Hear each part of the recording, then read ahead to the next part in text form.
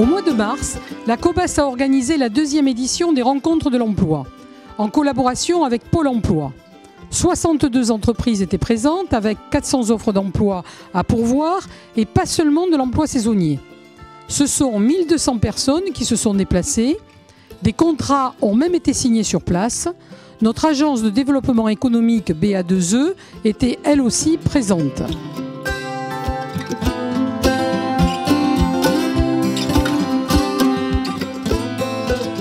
En complément des rencontres de l'emploi, nous avons voulu aller plus loin et pour la première fois, nous avons lancé un job dating au mois de mai. C'est en quelque sorte une session de rattrapage qui a bien fonctionné d'ailleurs puisque 15 entreprises étaient présentes. C'est une formule moderne qui a séduit 247 visiteurs. Le job dating répond donc à un vrai besoin. Nous avons profité de ce temps fort pour présenter la plateforme de l'emploi du Sud-Bassin que nous avons lancée. Elle est tout à fait novatrice puisqu'elle recense sur un seul et même site les emplois du Sud-Bassin. Les employeurs peuvent y déposer leurs offres gratuitement et les offres de Pôle emploi y sont également répertoriées. Nous en sommes très fiers, c'est un outil concret au service de l'emploi.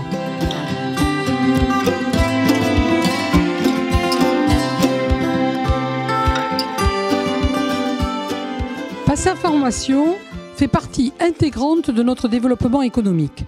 C'est un formidable outil de proximité. Concernant la partie CFA, des formations sont proposées du CAP au BTS et le taux de réussite aux examens est de 80%. Parmi toutes les filières qui existent, il y en a une qui est en plein essor, il s'agit de la poissonnerie. Chaque année, des jeunes participent aux épreuves régionales du concours du meilleur apprenti de France. Pour 2017, 2 médailles d'argent et 1 d'or ont été décrochées. Il y a quelques mois, une nouvelle étape a été franchie. Le groupe Auchan a choisi de faire confiance à Bassin Formation pour assurer le cursus de CAP poissonnier de 12 salariés d'Auchan du sud-ouest de la France.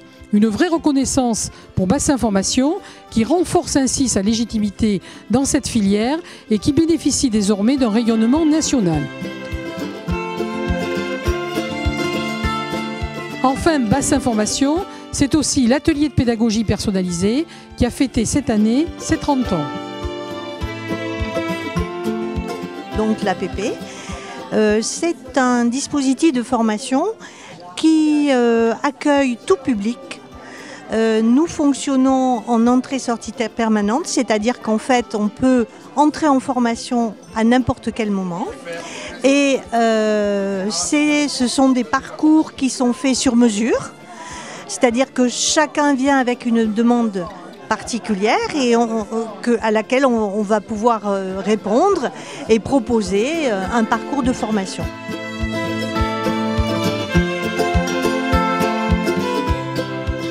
C'est très important pour la ville d'Arcachon dans son ensemble que d'inaugurer et de poser la première pierre et bientôt d'inaugurer une nouvelle école. Ça démontre le dynamisme, la vitalité d'une ville et c'est très important pour ce beau quartier du Moulot qui a besoin de cet équipement, qui fait partie de son cadre de vie. Et nous allons avoir une belle école au service des enfants, au service des parents, au service des enseignants dans quelques mois.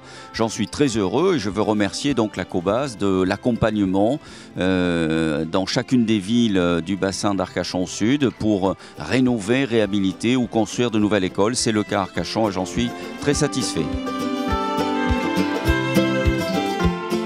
La COBAS consacre à cette priorité 18 millions d'euros sur cette mandature.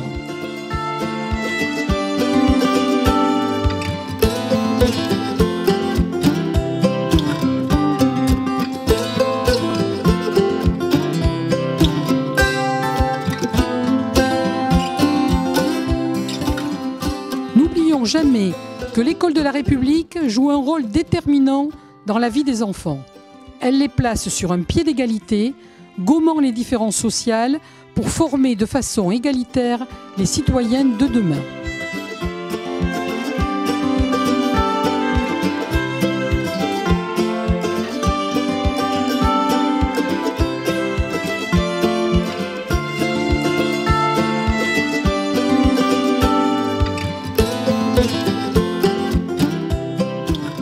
Nous avons lancé le nouveau réseau Baya en janvier 2016 et depuis sa fréquentation a doublé.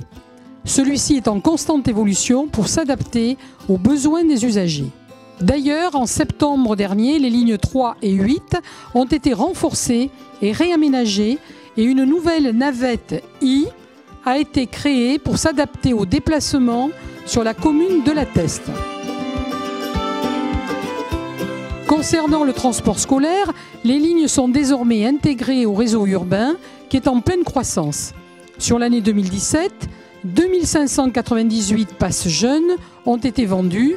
Les jeunes peuvent ainsi se déplacer librement et en toute sécurité sur toutes les lignes du réseau et aussi en TER sur le tronçon Arcachon-Le Têche.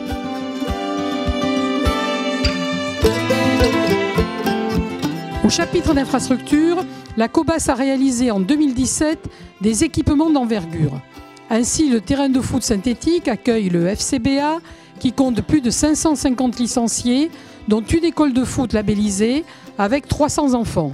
C'est un terrain de dernière génération avec une couche de souplesse qui permet aux jeunes et aux moins jeunes de s'entraîner par tous les temps. Dans un tout autre registre, l'Agglo a construit un nouveau réservoir d'eau potable sur la commune du Têche, d'un montant de 720 000 €. Du fait de la croissance de la population, nous avions une baisse de pression dans certains quartiers et puis une problématique d'alimentation des bords d'incendie. Nous allons desservir plus de 50% de la population avec une qualité améliorée en termes de pression et en termes de sécurité d'alimentation. S'il y a une coupure, par exemple, pendant 24 heures du réseau avec un incident, eh bien, nous pouvons continuer à alimenter en eau les Téchois. Et puis en matière de sécurité, puisque nous allons avoir une pression supérieure et par conséquent, près de 50 bornes à incendie vont être mieux desservies. L'année 2017 a vu sortir de terre les nouveaux bâtiments du pôle environnement. C'est un chantier gigantesque.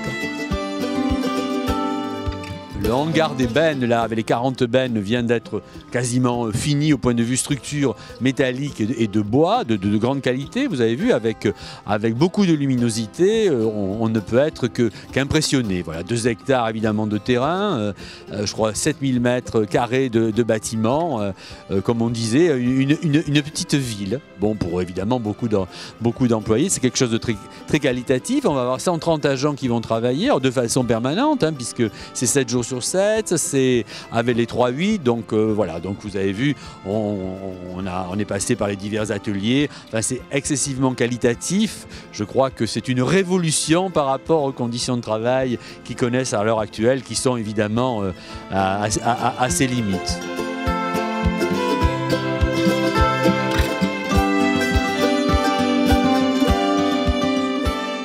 La gestion des déchets est une compétence phare de l'Agglo. Nos agents sont présents toute l'année aux côtés des associations et des communes pour accompagner les manifestations éco-responsables et sensibiliser les citoyens au tri et au recyclage.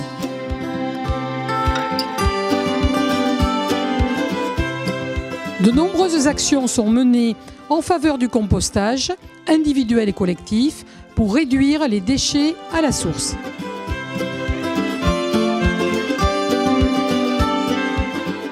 Le 29 novembre dernier, en présence des maires du Sud-Bassin, de Pierre Dartout, préfet de région, nous avons officialisé la signature de la convention de pilotage et de financement des travaux de l'amélioration de la desserte du Sud-Bassin par l'axe A660 RN 250.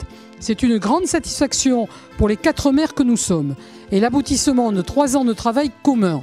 C'est un investissement majeur de 55 millions d'euros sur lesquels la Cobas récupérera plus de 9 millions d'euros du fonds de compensation de la TVA.